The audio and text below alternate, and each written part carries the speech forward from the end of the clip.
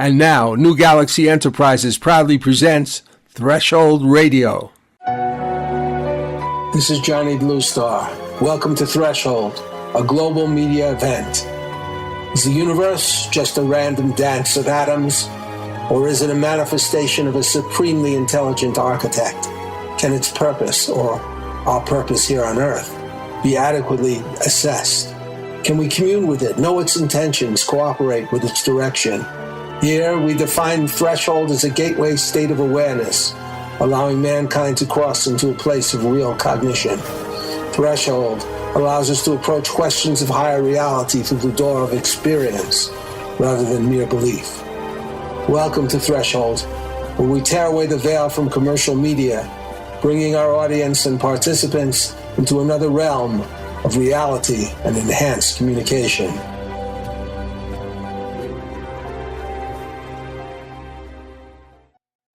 Have you had a longing to create an original book, screenplay, or other media project, but neither had the time nor expertise to do it? I'm Johnny Bluestar, and I founded New Galaxy Enterprises to help ambitious, busy, but highly creative people fulfill their goals to create poignant media projects. If you need help to accomplish your goals, visit newgalaxyenterprises.com or contact me at johnnybluestar@gmail.com. Turn your vision into a dazzling media reality.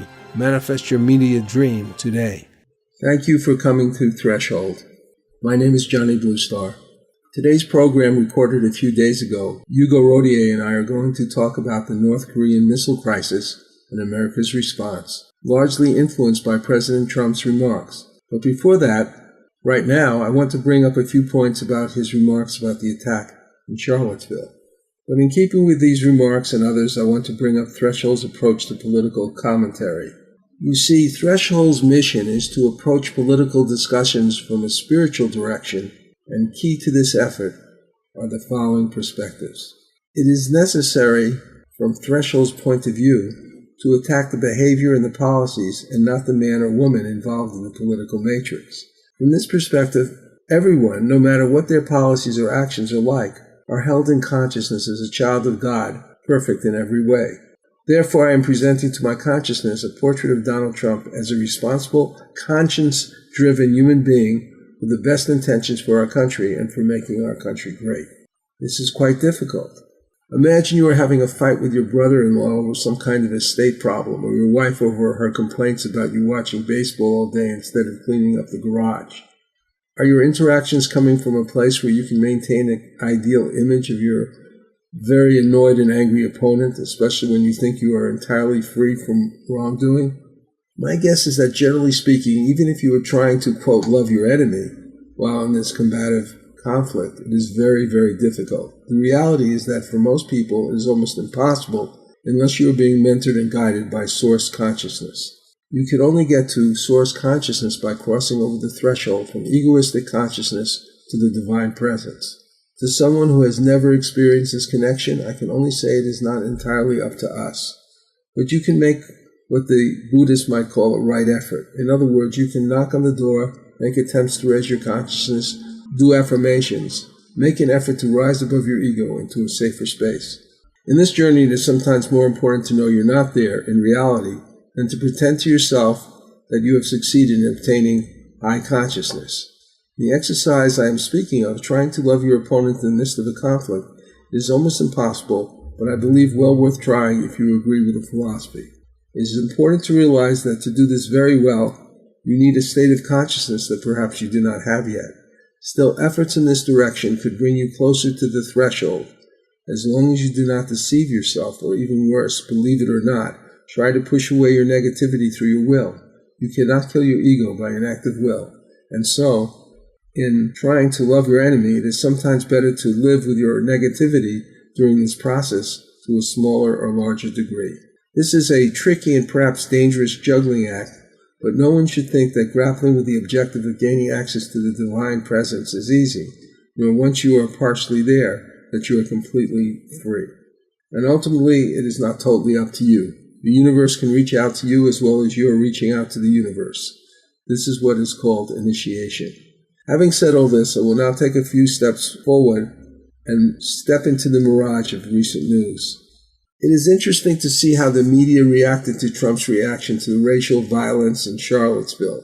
CNN and NBC were quick to jump immediately on the president's refusal to condemn specifically the neo-Nazis, Ku Klux Klan, and other white supremacists, focusing mainly on the violence of both sides, which he enumerated more clearly on another statement a few days later. Between the two statements, the latter including direct condemnation of hate groups like the Klan and the neo-Nazis, Trump was crucified by the press, various members of Congress, and his manufacturing advisory board, from which he lost 4 CEOs to date, some of whom exited after his second statement. As far as I can see, the press ignored the legitimacy of his contention that the anti-hate groups came prepared to violently attack the hate groups and those actions were worthy of condemnation. Well, personally, I do not know if these anti-hate participants, who did not have a license to be there, did initiate the violence or not.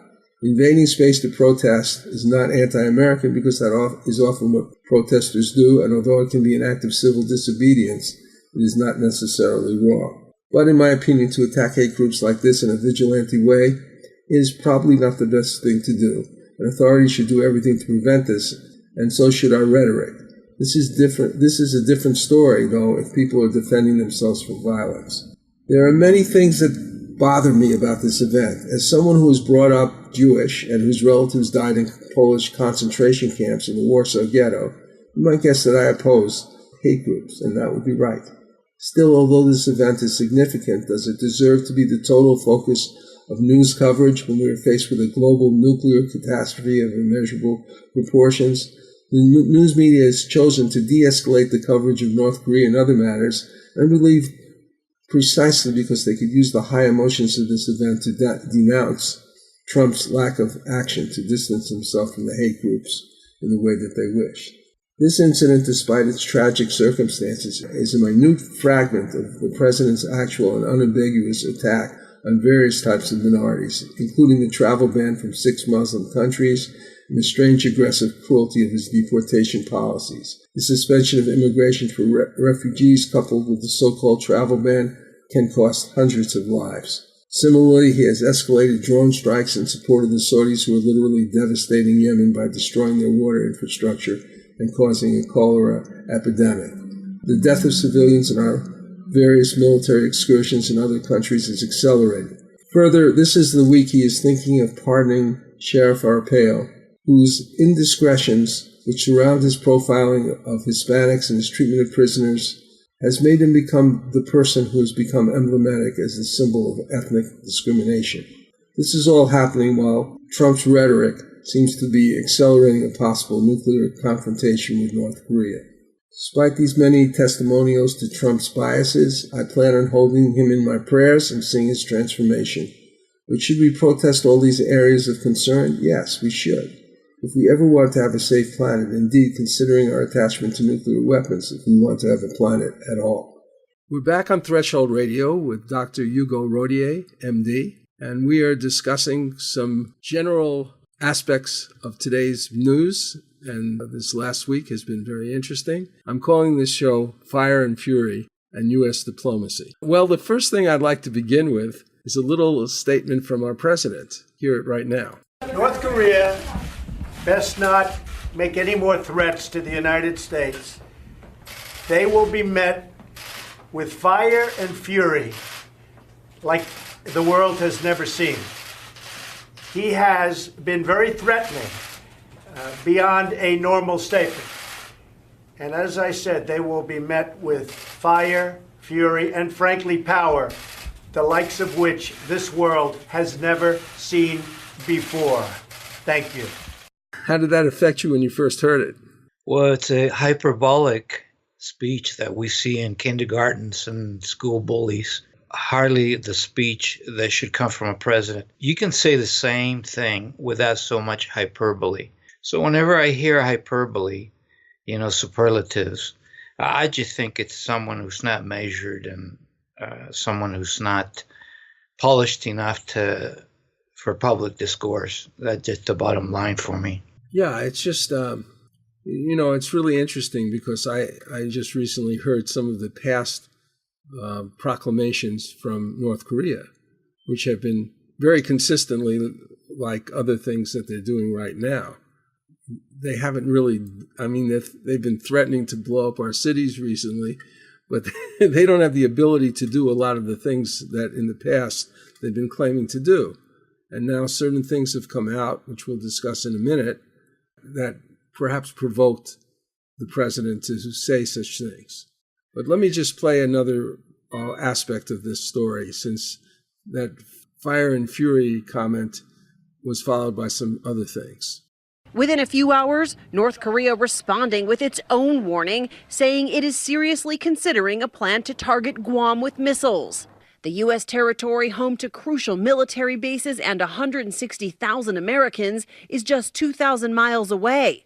Then today, Rex Tillerson sending a message of his own, landing in Guam, offering very different words. I think Americans should sleep well at night. The Secretary of State striking a much softer tone. What the president is doing is sending a strong message to North Korea in language that Kim Jong-un would understand, because he doesn't seem to understand diplomatic language. Then the president himself weighed in, tweeting, "Our nuclear arsenal is now far stronger and more powerful than ever before. Hopefully we will never have to use this power." But his initial words have sparked international reaction. Well, he didn't give up, right? He retorted in a similar way. I think it's really interesting because apparently in his first expression, he never talked to anybody about it. He just decided while he was having dinner at his golf course that he would go ahead and sort of threaten them. Jet, totally off the cuff, and here goes mano a mano with another mentally ill person.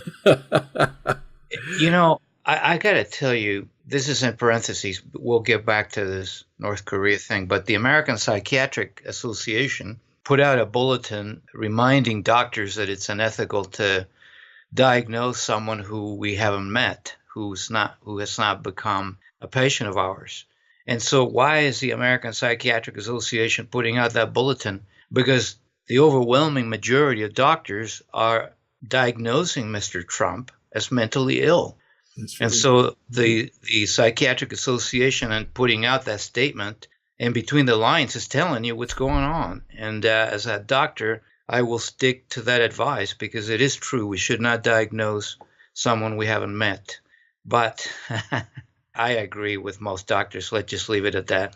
Well, I don't think in order to say somebody is violating certain diplomatic rules in conventional diplomacy anyway is I think that's fair. Yes, so that's why I venture say what I did. These are two disturbed individuals that don't have any social skills because they didn't need to develop them, being born with a silver spoon in their mouths. And I think nothing will come of it. I'm so glad Tillerson is there.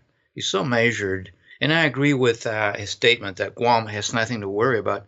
I was just looking this up. It turns out that 35% of Americans agree with me that this is just a lot of saber rattling from two disturbed individuals, and nothing will come of it. It is true that the other 2/3 agree with you that we should worry about it. Well, I don't know. Did I say that? Well, you were saying that last week that this is very serious, and here we go, that this could escalate quickly. I don't think so. Well, it's true that I think that there is a possibility. For one thing, you just have to think about what happened in Syria when he basically attacked a Syrian airbase. Now, he attacked that airbase based on, in almost one day, before the United Nations actually met to discuss it, he decided that it was a clear and present danger to the United States, which is the only way he can really give an order like that, and attacked their base that had Russian planes there and so forth. And he did that because he was moved by the fact that there were a few children who might have been killed by that sarin attack, without really, in my view, really proving that the Assad regime had done that in the first place. I'm still not convinced, because here's the problem: is that a lot of times we're getting proof from people who have read or had been communicated about intelligence reports that we never see and that we never can prove anyway. There's no way of proving some of these things. But the point is, he did attack them, and now he's talking about killing possibly hundreds of thousands of people. So I think So I think that's interesting. It is. And that point you bring up sort of underscores what we both said. On one hand, he's totally unpredictable, acting rashly without the advice of so many people around him. And number two, we don't know what's going on. As you said, with these affairs, we come to find out 20 years later when somebody writes a book what was really going on. So as far as the Syria and the gassing and North Korea and its ability to strike, I don't think we're hearing the whole truth. And what we end up hearing is the drums of war, because that's what we do. We love to start wars, pick on people, and then the industrial military complex benefits from all that, and we end up paying the bill. Well, one of the things about this is good that we got into this part, because this was provoked, I guess, primarily by the claim that North Korea had miniaturized nuclear devices and could put them on their missiles. But this particular report was from an American intelligence agency that had basically quoted from a Japanese intelligence agency's report, as I understand it. The fact is, there was only, unlike other sort of reports that you might get from intelligence agencies, this was only vetted by one agency, and they didn't explain it very well. Now, that's what I've heard. I haven't really studied this, but this is typical of what I see going on in this country, where where the public is being kind of manipulated by people who just happen to believe in certain reports. Now, the president has sort of stood against that. In other words, he said, well, that this Russian intelligence, these reports about the Russian efforts to interfere with our electioneering is fraudulent. And then a lot of people, most of the people in Congress apparently believe that it isn't fraudulent and that definitely the Russians have interfered. But I don't have any proof of it. That's a great point. I think that let's just assume it is true that the Russians are interfering. Well, you know what?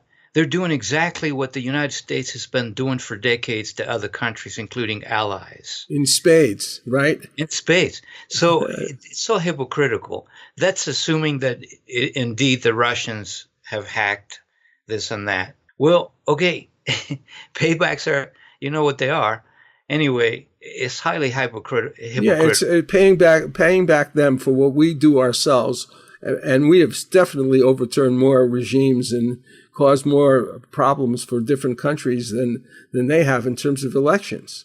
Exactly. I mean, that's right. Really clear to me. I think it's worth pursuing, but it just, sure. But the thing that's most laughable about it, and I said this in a blog that I was writing, is that the information that was revealed, particularly the information about the Democratic National Committee, which caused the chairman to resign and 4 or 5 other people, was basically about how they suppressed the vote they suppressed the activity or the electioneering in favor of Hillary Clinton over Bernie Sanders. Bernie Sanders was the one person who, compared to Hillary Clinton, by polls, could have beaten Trump. Here's a remarkable song by Zave Nathan and Bonnie Blazak called Change.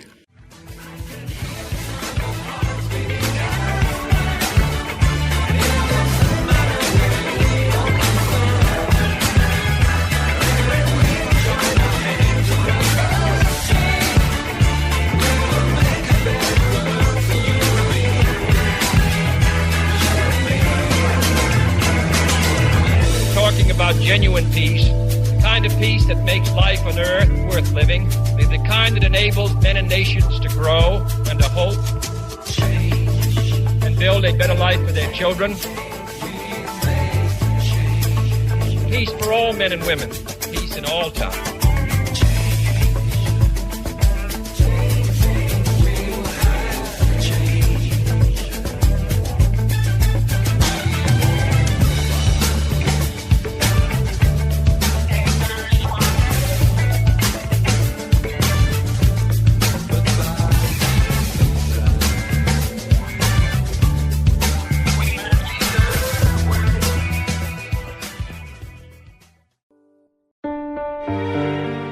This is Johnny Bluestar, CEO of New Galaxy Enterprises, a media content development company. One of the most exciting projects I've regularly been involved in is the creation of nonfiction books, often collaborating with new authors on a wide variety of topics, either through editing or through writing, sometimes being guided by the client's direction or collaborating directly with the client.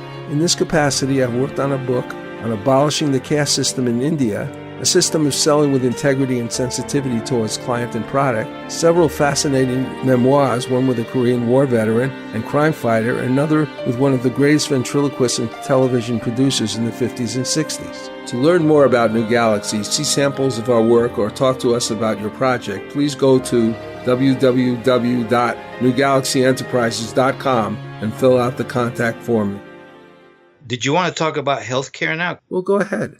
Well, Meet the Press last Sunday was very interesting. The host had Tom Price, the Secretary of Health, the Health Secretary, on, and the reporter point blank asked the question that I've been talking about. So, Mr. Secretary, here we are talking about how to finance a broken system. Why don't we talk about financing a broken system? Do you think the system is broken? Tom Price responded, No. The only thing that's broken is how we pay for it. And he goes on and on about the same boring thing, ACA, Trump care, this and that. You know, it's just like going to a used car lot and wanting to finance one of the cars you're looking at. The salesman tells you, well, it's broken, it doesn't go very well, but let's just talk about how to finance it and see if you can take it home. But it's broken. It's the same thing. We never talk about how to fix the system, make it less expensive, get rid of 85% of the things that are totally unnecessary, according to a very good report by Business Week, the magazine. Right. Yeah. Well, the thing is, there's a couple of things that are really dangerous that I was writing about recently, and that is why people vote along party lines. One of them is that they have been sort of conditioned from birth to vote in a way that their parents do, or they particularly hang on to a particularly kind of platform or ideology that they suppose the Republicans and the Democrats have. But mostly, I think it's kind of an illusion. Like, for instance, that the Republicans are the party of big business and the Democrats are not. Ha! That's a laugh. Yeah. You know? Yeah, I quit the partisan thing a long time ago. I'm neither a Democrat nor a Republican. And I mean, in some states, in order to vote, you have to be one or the other, and I intend to vote for someone. So I would probably be that way, but I don't buy the party line. I mean, last time I did vote in the primaries, and I'm glad I did, even though my candidate lost. But I just wanted to do it. I don't agree.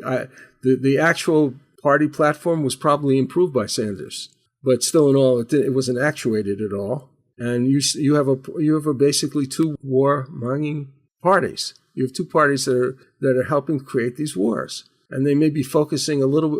I mean, Trump is focusing on whatever he can right now in terms of war, but he ran on a ticket that was basically, no, I'm not going to get caught up in these foreign entanglements anymore. And it looks like he's buying into almost everything. It looks like he's enjoying it. Yes, he's increased the drone strikes, the number of civilians killed every day in these various places all over the world. The infrastructure, he's giving money to the Saudis, and now Yemen is just experiencing this horrible cholera plague. Plus, because their infrastructure, their water infrastructure has been destroyed. Similar to what happened in Iraq. Okay, so, on the one hand, people are voting on party lines. The other reason that they might vote in a specific way is by virtue of transference. I don't want to get too much into the psychiatry, but we're not really talking about a psychotic condition here. We're talking about a very normal condition of a person transferring his authority to an institution or to a person particularly. And I think that's what's happened with Trump. Because we already talked about the health benefit problems, but what about the environmental problems, or the problems with voting for somebody who doesn't really believe in unions, who doesn't really believe in protecting people? He wants to give them jobs, but he doesn't want to increase the minimum wage. It's basically a very pro-business. It is nice that he's going to bring jobs to the country, but what kind of jobs are they going to be? Right. Are they going to be stripped of all reasonable benefits of pensions and all this other thing? because he's going to make them into kind of, he's not going to probably bring back the 50s type of thing in manufacturing, but he may bring back manufacturing. But it may not have the kind of value that it did back then. I think a lot of it hinges on state of mind, and I have serious reservations. It's concerning that he's not releasing his medical records. I think they would not be flattering. And so all these things, turn out to appeal to people who are beginning to think that a college education is a bad thing. Did you see the poll that was released saying that people who voted for Trump feel that 2/3 of them feel that college is a hindrance, is a bad thing in our society? Well, I didn't see that poll, but I know that that one of the big segments that vote for him are white men who have not had a college education.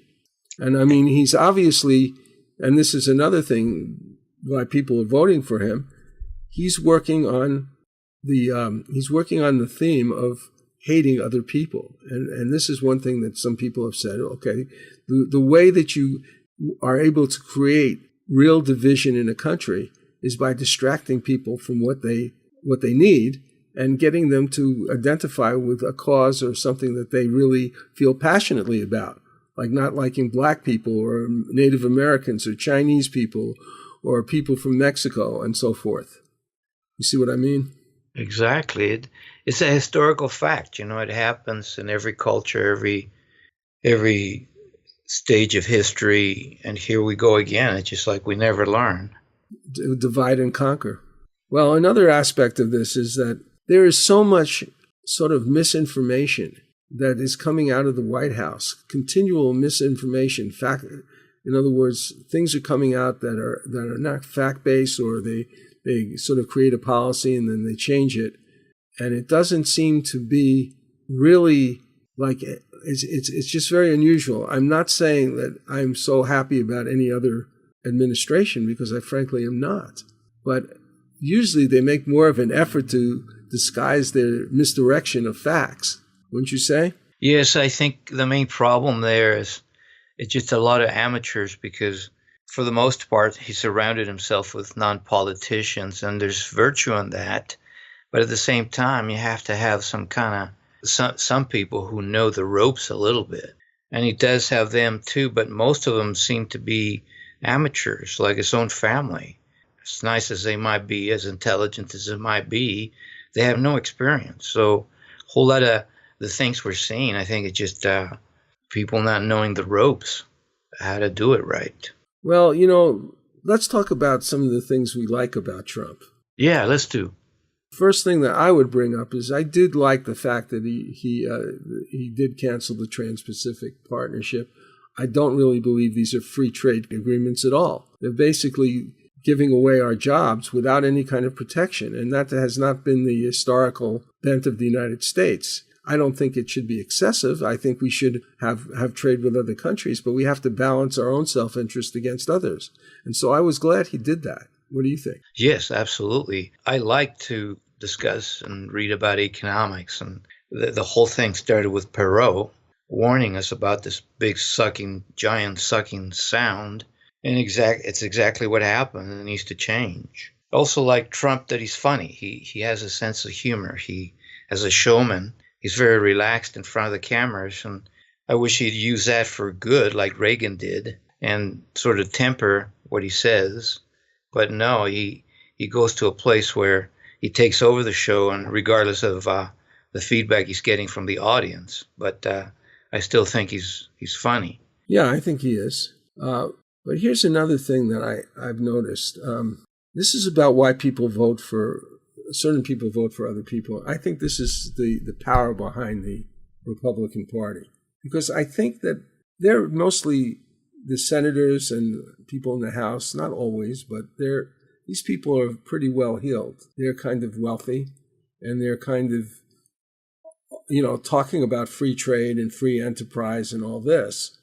But basically, I think people identify with that. I think even extremely poor people identify with the idea that they can become wealthy and successful. And that's why, and they buy particularly into the idea that these are the people who are creating jobs, like out of the tax cuts. I think that's kind of an illusion. Yes, that's the main message of populism. You know, here you have been downtrodden for so long, now you're going to come up to the table and share the spoils. And this is a noble sentiment, but it has to be done in different ways, not just with rhetoric and appealing to the lower denominators of our psyches. As you said, hatred and disenfranchising others, quick riches, materialism. It just doesn't work. Well, you know, one of the things about it is that I noticed, like, his wife is wearing a jacket that's like, you know, $65,000 or a dress that's $150,000. And you would think that people who were following him might be a little bit concerned, or that he's doing all these golfing expeditions and spending hundreds of thousands of dollars on security, even when Ivanka and her husband go off to Vail. They're protected by the Secret Service. And you would think that these things, which are so far beyond the ordinary person and which are really taking, are more or less sort of exhibitions of somebody's wealth and power, would bother them. But it doesn't, does it? No, it doesn't. I think it's because the movement has become sort of a quasi-religious movement where you have to buy in by faith, not reason. And once you do that, everything is colored the way you wanted, and anything that's jarring to that image or contradicting that image is said to be false, fake news, or not important, or an attack on their ideology. So it fits really well with this idea that movements like this are fueled by faith more than reason. Yes, I think that's true. But it seems like if you're free of that kind of prejudice and you're looking at what really is happening, you really have a large problem, because you realize that we are actually being taken hostage by this kind of hero worship. Exactly. I don't think it's going to last, frankly, Johnny. I've been listening to some futurologists, if you will, and they may well be totally wrong. But hey, a lot of people are saying he's not going to last either. He'll retire. He'll be impeached. Yeah, I agree that. Of course, he could do a substantial damage before that happens. Yeah, true. I think. But I tell the guy who cuts my hair all the time, this is highly entertaining. It just every day there's something, and I just chuckle, instead of getting bogged down in it and depressed about it. What are we going to do? We talk about it, fine, but I think we have to take it with a grain of salt and be entertained by it, laugh about it. It's a joke. In Ken Eads' book, The Involuntary Spy, Seth Rogen, a scientist, after having discovered a major deception created by a multi-billion-dollar worldwide agribusiness giant that he works for, is driven by his conscience to release the information to the public at the peril of his reputation, career, and life itself. To do this, he must take refuge in Moscow. Here is an excerpt. Chapter 4. Yuri helped Seth settle into the safe house in Moscow. Tomorrow night, he would take the 9-hour flight to the Far East. From the apartment, he could see the colorful and distinctive towers of St. Basil's Cathedral from his window, and the glittering gold onion domes of the Church of Annunciation in the Kremlin. This was the Kremlin he had seen so many times on television. Back then, during the Cold War, it had represented the seat of the Empire of Evil. Now, it was oddly beautiful. The American press was already doing damage control on Seth's report to Russia Today. The president called it propaganda, and said that the United States was against the manufacture of biological weapons. Spokesman from the company said that Seth's report to RT should be disregarded as the words of a traitor and a thief. Because of his fleeing the country, Seth's story was discredited in every mainstream media report. "Okay, your name now is George Amers," said Yuri, smiling, holding out documents. "Here is new passport." "I'm Canadian?" "Yes." "Does that mean I have to say A all the time?" "Seth, Russians don't care what you say. But don't talk to people. Don't talk to people. And don't go anywhere. Just to work and back home. Sounds boring. Isn't that what you guys do in America anyway? Well, yeah. Okay. Don't make friends. If you want a girl, we get you girl. That sucks. Look, it's only for 6 months. Then you can do what you want. If you see anything suspicious, call me. 6 months, eh? Yes, 6 months. Oh, and shave mustache and color hair. What? You prefer shave head and color mustache? No, that's okay. I'll take the hair color. And we fix nose. What's wrong with my nose? Nose too big. It's not. We fix anyway. Okay, let me see if I've got it. Don't go anywhere. Don't make friends. Sleep with prostitutes that you send to me and wear a disguise. Yes, you are smart. Don't forget to use lenses I gave you for eyes. And, what? Lose some weight. Seth worked on his disguise with the materials Yuri had left in the safe house. He said a fond farewell to the mustache that had been with him since high school, and picked a dark brown color to mask his light brown hair. With the contacts in, his eyes changed from green to brown. He didn't even recognize himself. The surface disguise was the easy part. Being George Amers would be the true disguise to master. In my life, I don't know if I told you this. I know we know a lot about each other to some extent at this point, but I was born on the day the atomic bomb was exploded. And my father was a captain in the Air Force, and they gave him a little pin for me, a little captain's pin, and they made him a captain. He wasn't he was a judge advocate. But the point is that I've always been around, I've always been very conscious of atomic weaponry. Since I, even probably at least in junior high, maybe before. And this thing about destroying a country, this is the thing that has kept me up at night. It's not so much I'm afraid for what's happening here, at least at this point, but I am afraid for thousands. These people are, if we're talking about Trump's followers being programmed, these people in North Korea are super programmed.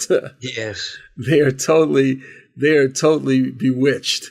And I still feel tremendous compassion for them because they have never, they've been born into a situation where it's not that their parents have been, Republicans and Democrats. They're born into a situation where they have these giant statues and pictures of these people, and they practically worship them as gods.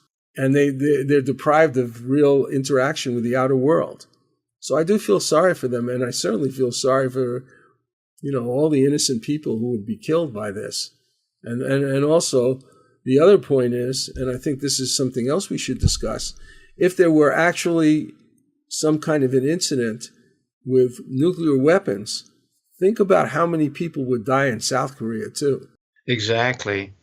It's just the same as we read in history over and over. It's the leaders, the despots, the tyrants, and the people just cannon fodder. And to a certain degree, the people of the United States, we fit in the same picture. Who wants war in the United States? Very few people, except for those who profit from it. And so in many ways, we're caught up in the same thing, watching these unstable people talk to each other. I'm quoting from a short, just a short amount of this CNN article. It's called "How the U.S. Would Strike First Against North Korea." And it starts out, this is by Zachary Cohn. "It's a no-win situation that can only be imagined by U.S. military officials tasked with preparing for a worst-case scenario, conducting a preemptive strike on North Korea. With little time to evacuate, millions of innocent citizens would be caught in the crossfire if the U.S. and regional allies would initiate a first strike. That would almost certainly result in high casualties on both sides." So this isn't even really talking about a nuclear attack, at least in the beginning of the article. But if there were a nuclear attack, how could they protect the people of Seoul, one of the most highly populated areas in the world? And all the other, who knows what would happen, and who knows where these missiles would affect, or even explosions right near the border. where all the artillery is, where all his stupid artillery is, Well, the bothersome thing is that this is what Trump is referring to when he says the fire and fury, the likes of which the world has never seen. If we analyze the language, that means something worse than Hiroshima and Nagasaki, right? Yeah. Mm-hmm. So you're right about that. So I'm just hoping that Tillerson's attitude and well-behaved manners will win the day, because he always trails Trump's statements by trying to soften them up and emphasizing that we're still pursuing diplomacy. So he seems like a good man, Tillerson. I like what he said, but he did defend Trump's the whole line, even though he wasn't belligerent. The whole line is that, well, the president was trying to talk in words that Kim would understand, right? Right. Well, and the next thing that Kim did within a few hours was threaten to send 4 intercontinental missiles to Guam.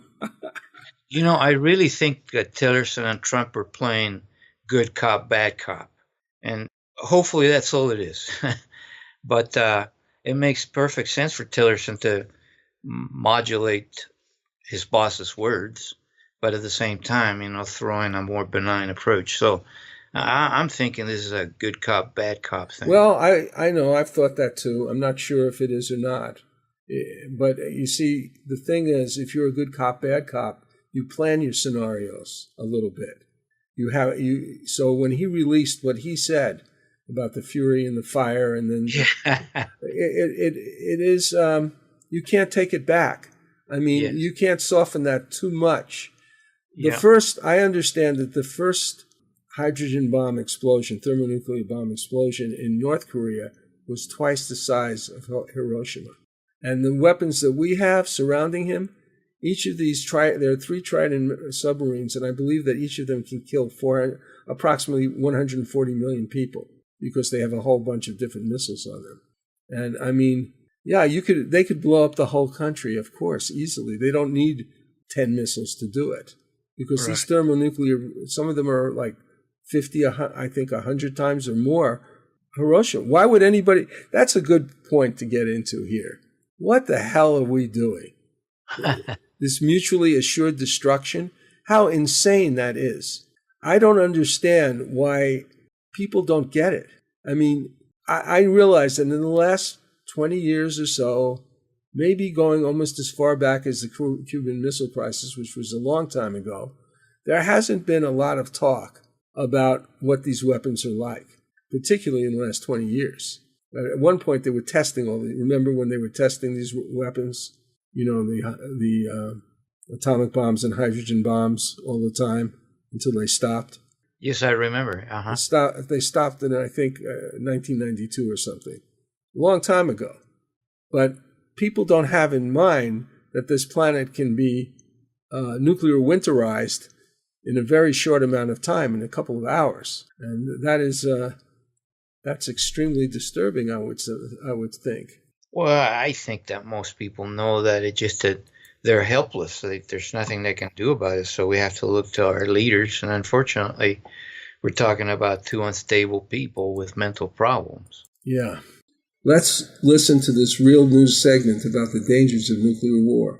Ira, you mentioned the dangers of nuclear weapons. So I'm wondering if you could walk us through some scenarios that concern you most, both based on what's happened in the past and what you fear might happen in the future. Well, I think there are 2 basic scenarios that are driving this process forward. One is the concern of a large-scale nuclear war between the United States and Russia. And, for many years we were told we didn't need to worry about this. The U.S. and Russia were friends. It was irrational to think they would ever fight a nuclear war.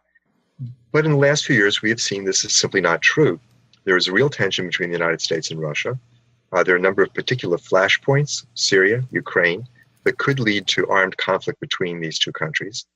And in the event that the U.S. and Russia go to war and use their nuclear weapons, hundreds of millions of people will die in the first 30 minutes as direct effect of the explosions, the fires, the radiation. All the great cities in the United States and Russia will be leveled within a half an hour. But beyond that, what we now know is that there will also be worldwide climate disruption of an extraordinary degree. This is called nuclear winter. Temperatures will plunge across the planet by as much as 14 to 15 degrees Fahrenheit on average across the whole planet. In the interior regions of North America and Eurasia, the temperatures will drop by as much as 45 to 50 degrees Fahrenheit. And under these conditions, basically all the ecosystems which have evolved in these temperate zones will collapse, food production will stop completely, and the vast majority of the human race will starve to death. So that's one scenario, and I cannot emphasize enough, this is not something which is outside the realm of possibility by any means. Even if the United States and Russia don't actually go to war by design, we know of at least 6 occasions during the nuclear weapons era so far when either Moscow or Washington prepared to launch its nuclear weapons in the mistaken belief that the other side had already done so. And that kind of accidental nuclear war is certainly something which could take place at any moment. We have seen the vulnerability of computer systems, and we know how they make mistakes. We also know how people can hack into computer systems. And one of the great concerns that people have today is that terrorists will launch an attack not by bringing a small nuclear weapon into New York or Moscow, but by launching a cyber attack that gets Russia or the United States to attack the other side. So this is an enormous and real threat, and one that we live with every day until we get rid of these weapons. But in addition, we've also found in just the last decade that even a very limited nuclear war, the kind of war that might take place between India and Pakistan, would also cause enough worldwide climate disruption to provoke a global famine that could put up to 2 billion people at risk. This is not the extinction of our species, as might follow from a US-Russia war, but it is a catastrophe unparalleled in human history, and it would almost certainly be the end of modern civilization as we know it. These are real dangers. India and Pakistan, there's fighting every single day on their border in Kashmir.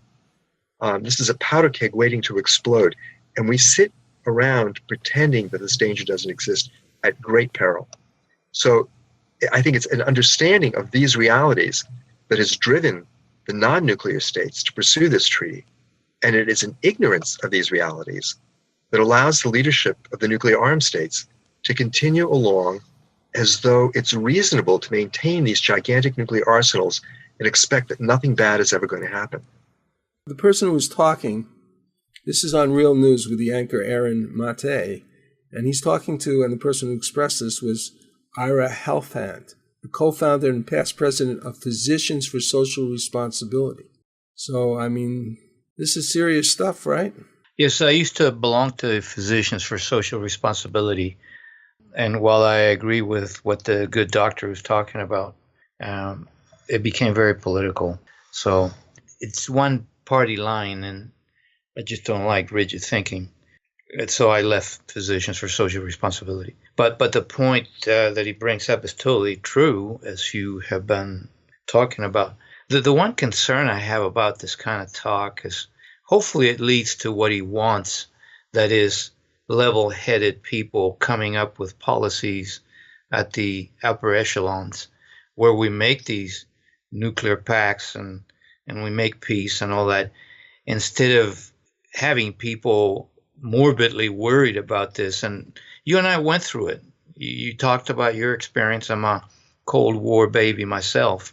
And so who wants to go to all that? Hopefully we've matured a bit where we see the danger, but we don't freak out and live our lives in constant fear. I just don't see any good coming out of that either. No, I don't see good coming out of that, and I don't necessarily see good coming out of my concerns over the past week.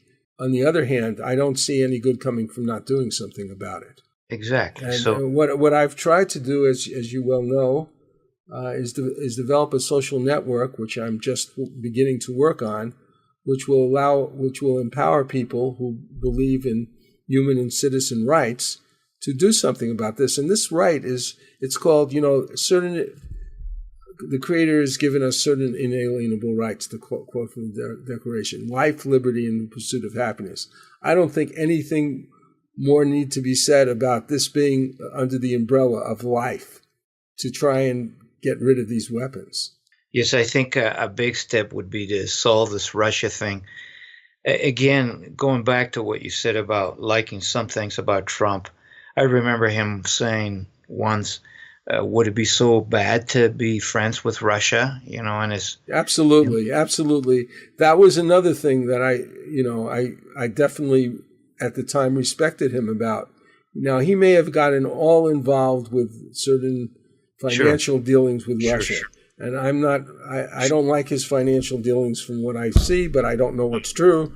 But definitely, of course, this is ridiculous to create this mirage about electioneering. It's a mirage not because whether it happened or not. It's a mirage because it's not important. And it's dangerous to play games on this level with a country that's actually probably willing to work with us. Oh, absolutely. They were celebrating when Trump was elected, and of course they may have had a hand in it. Who knows? We'll find out. But let me just put out my cards on the table. Okay. While in college, in the midst of the Cold War, I took Russian.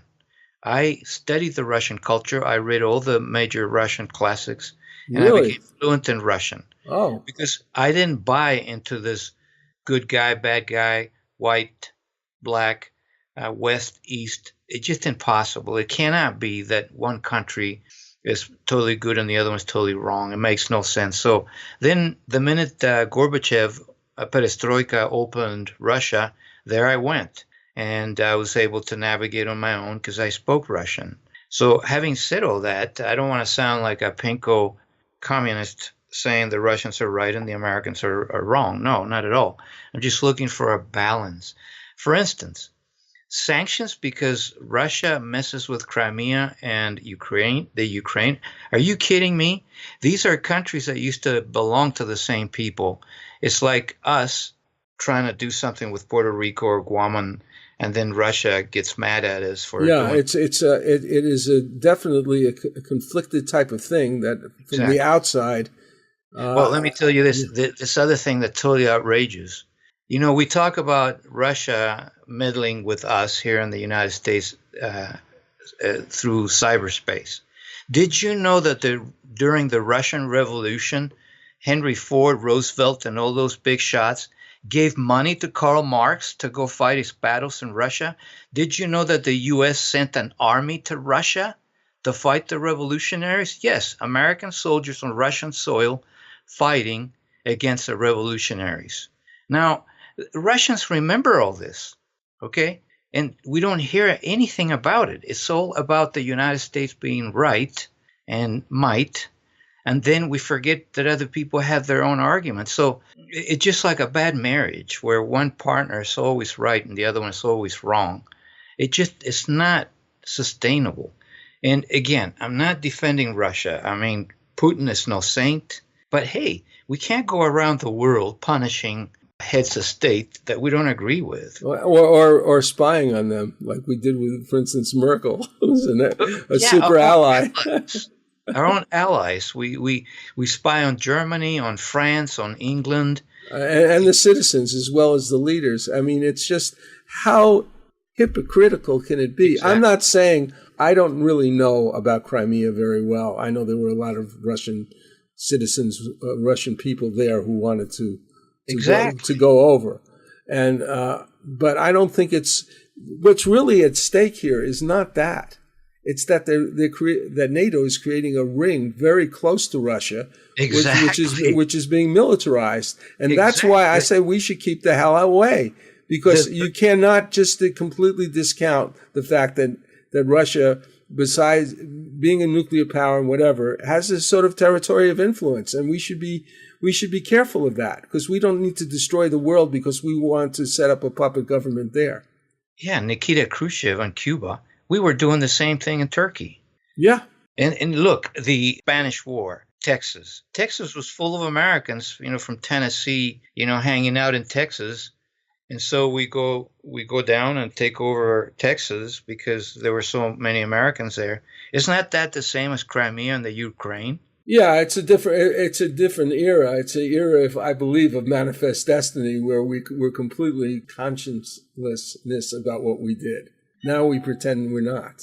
Yeah, and okay, so we've grown up. But can we allow other countries to grow up at their own pace? Yeah, and the price of the planet is worth being careful. Exactly. And so we just got to pick our battles. And so I say let the Russians do their thing within reason, of course. You know, we have to draw boundaries. But in their sphere of influence, in their own backyard with their own people, we have no business there. Well, have you ever heard a program, not an incidental program, but a program on radio or television or internet or whatever, where ordinary Russian people spoke about their lives?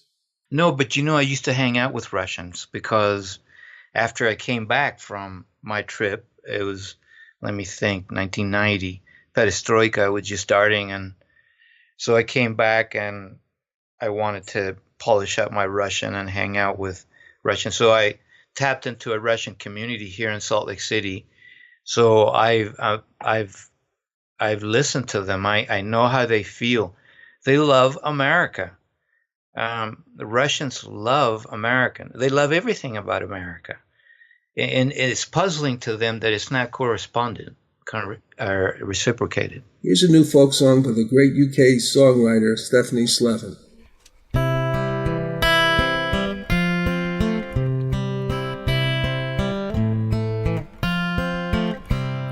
Mary the rivers, you're swimming with me.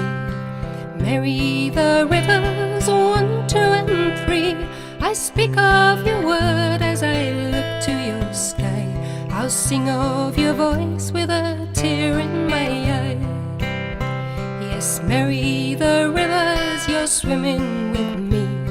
Mary the rivers, where I want to be. And I'd walk the lands of far and wide. And I'd swim off the ocean to turn off your tide. And Henry VIII, he put to your prayer, he added the verse that should have been there. For Mary the rivers that passed him by, he sang of your voice with a tear in his eye. Yes, Mary the rivers, you're swimming with he. Mary the rivers, where he wanted to be. For he travelled the lands of far and wide, and he crossed of the ocean to marry his bride. Yes, Mary the rivers, you're swimming with me. Mary the rivers, where I want to be. And I'd travel the lands of far and wide, and I'd swim off the ocean to stand by your side. And now Dr. Rodier is going to give us a little update of some health news of the week. Last week, the Salt Lake Tribune on the front cover had an article on Lyme disease and the controversy surrounding it. And they picture this poor woman, young woman, in front of a table covered with supplements. There could have been 100 bottles on that table. The point of the story is that it's a controversial thing, as you may read on the internet. Of course, most doctors feel that this is way overdiagnosed. I agree with the good docs. A lot of people just don't have Lyme's disease. I also agree with the other side, the naturopath, who try to do something for people who end up in coat hanger clinics, if you will, because they need help. But I have a more integrative view of the whole thing. I think Pasteur's words are very much a good thing to remember. It's not the bug, it's a terrain, meaning it's our immune system that might be weakened, and then you're vulnerable to any exposure. Right. Think of the millions of people that are exposed to the ticks that carry Lyme disease, and they don't get sick, but other people do. So I feel the answer is to strengthen the immune system, particularly in the gut, with good nutrition, and no more than 5 supplements to get the job done if you're able to eat real well. And so an integrative point always in the middle, not so much on the medical side, which will give you a bunch of antibiotics that don't work, not so much on the naturopathic side, which often leads to overconsumption of supplements at the expense and stress to the patient. So that's my view on Lyme disease. Very, very interesting. Thank you very much. Here's Zave Nathan's wonderful anthem to love, commitment, and a positive future, a focus sadly lacking nowadays. Is it still possible? I truly think so. Where to start? Stay strong and keep love in our hearts. And we mustn't forsake, forget who we are, as our future and past are written in the stars. Every day of our life we should pray to the sky. We are one, we are love, you and I.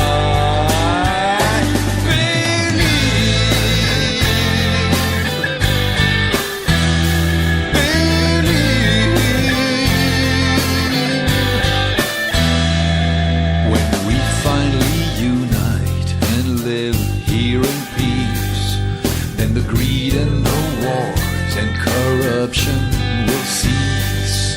But we will see much loss, and for that we will grieve. In the end it is love we'll receive, and we mustn't forsake. And now Dr. Rodriguez MD is here with us today to discuss various topics from the standpoint of integrative medicine. Integrative medicine is a medical discipline that puts an emphasis on nutrition and lifestyle as critical elements for true health and happiness. All right, Johnny, thanks for having me today. I have a great article here, came out in the journal Science, June 10th, 2016, how the science of repopulating the gut is taken off. That is, stool transplants, how people are getting stool transplants. And a whole lot of doctors are looking at it. A lot of patients are getting it, and they improve in just about every disease. Stool transplants. Stool transplants. What does that mean? Well, it means that they take the stool from a healthy person and put it up the rectum of a person who might not be doing so hot health-wise. So they call it repopulating the gut. You get it? Anyway, the science has been there for quite a while. Doctors have been disciplined because they overused it, and overcharged should be the key word. With a colonoscopy, fiber optics, they would implant the donated stool up the intestines of the recipient, and the FDA jumped in saying, no, you can only do it for treatment of C. difficile, pesky bacteria in the gut. But really, there are reports that when you do it for just about every other health problem, the recipient improves. Now, why is that? Well, Johnny, in 1918, I think it was 1910, the Nobel Prize was awarded to Dr. Metchnikoff for showing that our gut flora is our immune system. And so the better we eat, the better our gut flora will be, and the better our immune system will be. Now, remember that a whole lot of medical problems are because of poor nutrition and a poor immune system. So if you put two together, you see that the food we eat will optimize the health of the gut flora and thereby optimize our immune system, which also detoxifies chemicals in the environment. In fact, the immune system should be renamed the immunodetoxification system. Very interesting. Yeah. Sure. Well, that is why a lot of chemicals in the environment can be problematic, because they can set off your immune system. And this is why anything you put in your mouth, even pharmaceuticals, will be modulated by the gut flora we have. So say you take blood pressure medication, Johnny, and we both take it. It will work differently on you than me because of our liver and because of our gut flora. And so this is why it's so critical to eat your veggies, because these guys, our friendly bacteria, thrive on fiber. And very few Americans are meeting the daily requirements of fiber because they eat so much unrefined food. So if you want a strong immune system, if you want to quit worrying about the Zika virus, then strengthen your immune system by eating your veggies. Well, I got that, and I believe that with all my heart, or with all my gut, whatever. For more information about Dr. Rodriguez's practice, books, blogs, and newsletters, contact Yougo Rodriguez MD at www.yougorodriguez.com. That's HUGORODIER.com. This is Johnny Bluestar, CEO of New Galaxy Enterprises, a media content development company. Threshold Radio is owned by New Galaxy Enterprises, a full-service media content development company. Sponsors not only get ads on the program, but are offered packages including website design, graphics, audio, video, music, and jingles. Programs are archived and continue to be promoted beyond their first broadcast. To learn more about New Galaxy, see samples of our work, or talk to us about your project, please go to www.newgalaxyenterprises.com and fill out the contact form. This is Johnny Bluestar. We all live very closely or within ourselves to an immense journey of self-discovery and adventure. For humanity, both the wide expanse of stars and the infinitely wider space within ourselves beckon us to make that leap forward. Thank you for making Threshold Radio part of your journey. Be well and keep cosmic.